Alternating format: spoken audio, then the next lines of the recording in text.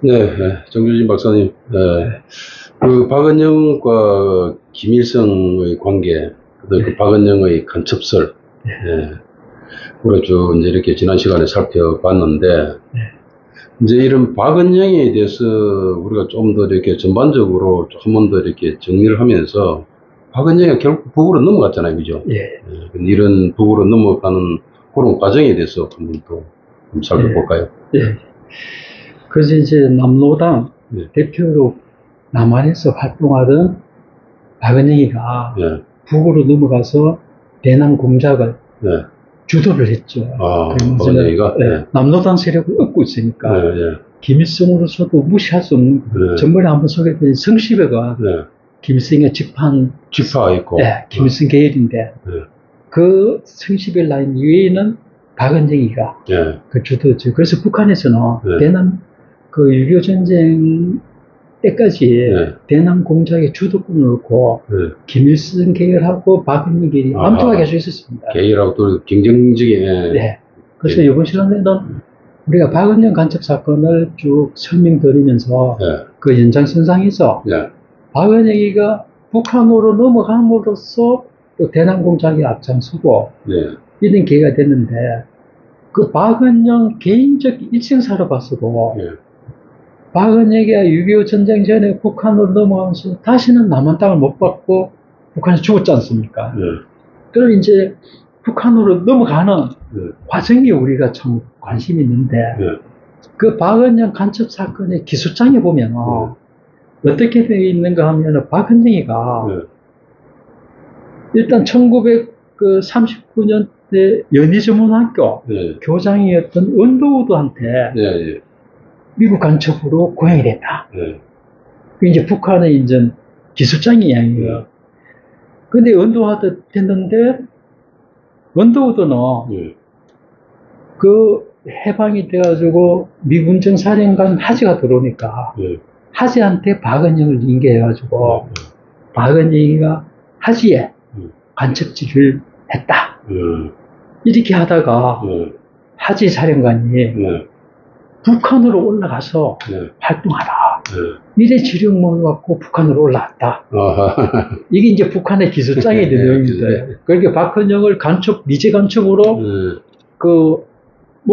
가기 위해서는 그 미군정 사령관에 우리가 간첩이라 하는 거는 말입니다. 어느 나라도 똑같이 내 스스로 적국을 위해서 일하면은 그건 간첩이 아닙니다. 적국의 조종을 받아서 지령을 받아서 움직이게 간첩이 성립이 되는 거예요. 은밀하게. 거기 또 그러니까 지령을 정빙하는 게 간첩죄를 정빙하는데 굉장히 중요합니다. 그래서 이것도 박은영이 이걸 간첩으로 몰라 뭐 한지나 미군의 지령을 받았다 하는 걸 입증을 해서 그 입증 방법으로 한시의 지령을 받고 월북했다. 이렇게 이제 기수장이 돼 있는데 중간 매개인물로 언더우드를 설정했다. 언더우드 설정. 소설이지 뭐 이게. 근데 이제 저는 이제 뒤에 다시 나타난 이제 제가 1990년 전후에 발굴된 사료를 많이 말씀을 드리는데 그 사료들이 한국 현대사, 특히 북한 현대사를 뒤엎는 자료들이 많이 나왔기 때문에 그 자료들 중에 참 중요한 게 스티코프, 제가 소개를 드렸으니까 북한 장군을 창출한 총지휘를 한 게 스티코프인데 스티코프가 일기를 굉장히 열심히 쓴 사람이에요. 스티코프 일기, 그렇죠. 스티코프가 메모 강의였답니다. 자기 아들한테 이래가지고 지금 발굴된 거지 않습니까? 그죠? 그걸 아들한테 주는데 우리나라 이제 중앙일보 기자가 그걸 발굴했지 않습니까? 그래서 스티코프가 메모를 막 했기 때문에 그 메모에 남아있는 게 어떻게 보면 스티코프 자기가 알기 위해서 비밀이 적었기 때문에 사실성이 더 높지 않습니까? 그렇죠. 거기에 보면 그래 박은영이가 북한으로 넘어온 이유에 대해서 거기에 그 박은영 간첩사건 기술정의는 그렇게 돼 있는데 그러니까 그런데 이제 나중에 여러 가지 그 역사적 사실로 돼서 발굴된 자료를 쭉 보면 박은영이가 1946년 10월 6일 날 넘어갔어요. 10월 6일 날. 10월 6일. 네, 넘어갔는데, 그 10월 6일로 넘어가기 전에, 네. 남한에서, 네.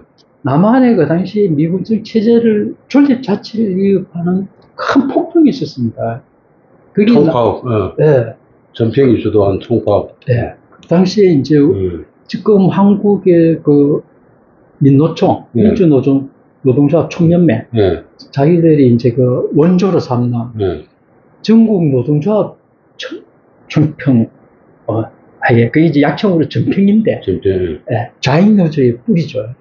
그 전평에서 총파업을 했습니다. 그 총파업을 한 게, 그 당시에 그 경부선 그 서울역 근처에서 근로자들이 임금 인상해달라. 뭐 이런 그 여러 가지 요구를 접고됐고, 미군 정부한테 그 투쟁하는 데모를 하고, 이래갖고 데모가 격렬해지고 이러니까 해산도 안 되고 이러니까, 그 당시에 그걸 강제 해산하고 이런 과정에서 1946년도 9월 7일 날 박은영을 체포하라. 체포령이 떨어졌어요. 그러니까 여기에 대해서 그러고 이제 공산당도 체포하라 이래 되니까 그 체포령을 취소하라. 이러면서 이제 그 전평의 그 노조원들이 데모를 시작했습니다. 그러다 이 데모가 심해져가지고 1946년도 9월 말에 철도 노조부터 총파업이 됐습니다. 근데 철도라 하는 게 지금은 경부고속도로가 있고 이래갖고 부산하고 서울하고 물동량이 다양한 방법으로 이동이 되는데 그 당시에는 경부선, 철도를 통해서 그리고 지금같이 비행기가 있기 때문에 화물을 통해서 외국의 원조 물자가 돌았거든요. 그래서 미국의 미군들이 쓰는 원조 물자, 미국의 상국에 지원하는 물자도 부산에 하역을 아마 경부선을 통해서 서울로까지 이송이 되는데 철도 노조가 파업을 하니까 그 이송 물자가 중단이 된 겁니다. 그렇지. 그 물자 중에는 중요한 게 쌀이 있었어, 쌀. 그러니까 이제 수입쌀을 돌아가지고 배급을 하고 이래야지 그걸 이제 군대에서 모자란 쌀 가지고 먹고 사는데 40년도 9월 말 때 이제 전평주도로 파업이 들어가고 그 철도 노조 이외에 그 언론 노조하고 신문사, 출판 노조 이런 게 정규직 노조해갖고 막 남한 전체가 마비 상태에 빠진 겁니다. 그래 빠지니까 수송도 안 되고 그러니까 그 대구에서 쌀이 공급이 안 되니까 그 안악내들이 쌀을 공급해 주세요. 이러면서 대구시청에 가서 막 데모를 한 거예요. 왜 쌀을 배급 안 해주나. 그 이제 기아 데모, 분유자 데모 뭐 이렇게 약칭하는데 그 데모가 벌어지니까 그게 이제 10월 1일 날 데모 사태가 막 벌어지니까 대구에 있는 경찰이 그걸 어떻게 이제 공포감을 주기 위해서 해산하려고 하는데 총을 쐈는데 그날 저녁부터 경찰이 쏜 총에 뭐 한 사람이 맞아 죽었다. 이게 소문이 막 퍼진 거였어요. 그러니까 그 대구에 있는 좌익 애들이 붙은 거죠. 그랬는데 가짜 뉴스를 가도 그때도 가짜 뉴스죠. 이 가짜 뉴스로 민심을 선동하는 거는 해가지고 삼국지에 보면 삼국시 때부터 나옵니다. 그렇죠. 옛날에 중국 삼국지에 그렇죠. 그 사이비 종교 애들이 전쟁은 항상 그게 속이는 게 핵심이니까. 그렇습니까? 속여서 이기는 게 핵심이잖아요. 기만전술. 전쟁은. 그 이제 유언비어를 그래 유포하니까. 그런데 이제 그 유언비어를 증명하기 위해서 대구 의대, 이제 경북 의대 전신인데 대구 대학교 의대에 있는 좌익들이 대구 의대 그 병원에 있는 시체를 하나 꺼내가지고 이 이제 그 뭐라 합니까? 그들 이제 울르면은 그 시치 농기는 거다가 딱 울르매고 관에다가 하얀 시트로 딱 덮어가지고 그걸 울르매고 대구 시내를 막 도는 거예요. 어제 경찰에 총이 맞은 시체다. 이러니까 그걸 보고 막 대구 시민들이 흥분해갖고 이 일제 경찰 친일한 놈들이 우리를 싹 이래가지고 그 대구 시내에 있는 고등학생들이 다 들고 일어나고 막 일시에 아수라장이 된 겁니다. 그 폭동 사태가 일어나니까 경찰들이 위협을 느껴가지고 사복으로 다 갈아입고 내빼고. 그게 대구 폭동 사태야. 대구 폭동 사태. 그래 이제 그 좌파에서는 그 인민의 자발적인 폭등이다. 그래갖고 영남이민 투쟁 뭐 이런 식으로 이야기하는데 나중에 이제 발굴된 자료들을 보면 그는 폭등 사태가 있었죠. 그 폭등 사태가 있고 이러니까 박은영의 입장도 곤란할 거 아닙니까? 그렇죠. 그래서 이제 말씀드린 그 스티커프 일기에 보면은 1946년도 9월 9일자에 예. 일기에 보면은 박은영은 당이 사회단체를, 이 당이라는 건 남노당이죠. 남노당이, 이제 이때 남노당은 1946년 11월 23일에 결성됐기 때문에, 그러면 공산당이 이제 사회단체를 어떻게 제도해야 될지를 묻고 있다. 스티코프가. 박은영이 나한테 묻고 있다, 이런 거요.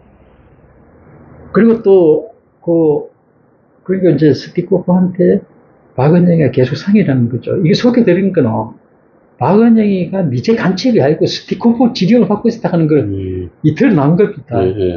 9월 24일 날 스티코프 일기를 보면은 그러니까 저쪽에 스티코프가 스탈린한테 암호 전문을 보내서 그나마 남한에 있는 좌파 인물의 영훈영이한테는 답을 줘야든지 또 물어봤다. 그 박은영이 때는 지금 북한에 있고 북한 가기 전에. 가기 전에는 그죠? 예. 그것도 9월 28일 날 그 스티커프 일기를 보면은 남한에서 파업이 일어났는데 거기에 대해서 투쟁 방법을 남한 좌익들한테 자기가 하달했다. 그리고 어떻게 하달했는가 보면은 지금 미군정에 체포되어 있는 좌익 활동가들을 석방하라고 요구해라. 그리고 공산당 지도자 체포령을 철회하라. 그리고 임금 인상을 요구해라. 그리고 이 요구들이 받아들여질 때까지 끝까지 투쟁이라 하는 걸 스티코프가 하달했다고 자기 일기다 쓰는 거예요. 그리고 이제 중요한 이제 박은영 관련해서 10월 7일자 스티코프 일기에 보면은 이게 굉장히 의미가 있는 구절이 나오는데 1946년도 10월 6일 날 박은영이 남조선을 탈주해서 북조선에 왔다. 도착했다. 네. 박은영은 9월 29일부터 남한의 산속을 헤매면서 방황하다가 관 속에 시체를 넣는 관 속에 박은영을 집어넣어가지고 삼파선을 넘겨서 실어왔다. 이런 게 있습니다. 그 북한으로 넘어간 과정이 스티커프 일기에 그대로 나오는 거죠. 네. 그래서 또 10월 21일 날 스티커프 일기를 보면 이제 북한에 올라간 박은영이 스티커프한테 지금 남한 총파업하고 대구 그 폭동 일이 일어나서 산으로 피시한 이 공산당들이 있는데 얘들한테 무슨 교실을 내려주면 좋겠습니까? 이런 걸 또 물어봤다는 거예요. 그래 박은영은 그 당시에 스티커프의 철저한 조정하에 움직였다 하는 게 드러나는 거죠. 그러네요. 그러고 보면 결국은 그 정적 제거하는 그런 입장에서 봤을 때는 거의 소설을 갖다가 공식 기소장이라는 공식 문구를 만드는 그런 그렇게 해가지고 정적을 제거했고 근데 나중에 들어보니까 사료들이 발굴이 되는데 이 기소장이라든지 이렇게 정적 제거하는 과정이 그렇게 치밀하지 못했다. 그런 부분이 드러나는 것 같습니다. 그죠? 그래서 이 박은영이가 지금 그 북한에 이제 결국은 올라가가지고 대남 공작을 이제 주도를 했는데 이런 박은영에 대해서 그러면 또 북으로 올라간 다음에 북한에서 박은영을 어떻게 했느냐 이걸 그래서 우리가 그 기술장 내용하고 뒤에 다른 증거들하고 비교해가면서 다음 시간에 이제 계속 우리 저쪽에 그리고 중요한 게 또 스탈린한테 편지를 보낸 이런 그 사실들이 많이 노출됐기 때문에 그 박은영 간첩 사건이 역사적 의미가 크기 때문에 조금 더 비교 검증해가면서 계속 좀 옆에 설명을 드리도록 하겠습니다. 여러분 좀 필요하면 도표도 한번 만들어 놓을 필요가 있을 것 같습니다. 그죠? 도표. 아, 도표요? 네. 그래서 저희가 좀 이제 도표를 만들어서 나중에 이제 화면을 보여드리면 참 좋은데. 네. 그 영상 이제 보고 이제 좀 우리가 보완을 좀 해가지고 해야 될 것 같습니다. 자, 이 시간에 이제 이렇게 이 시간을 마무리하도록 하겠습니다. 예.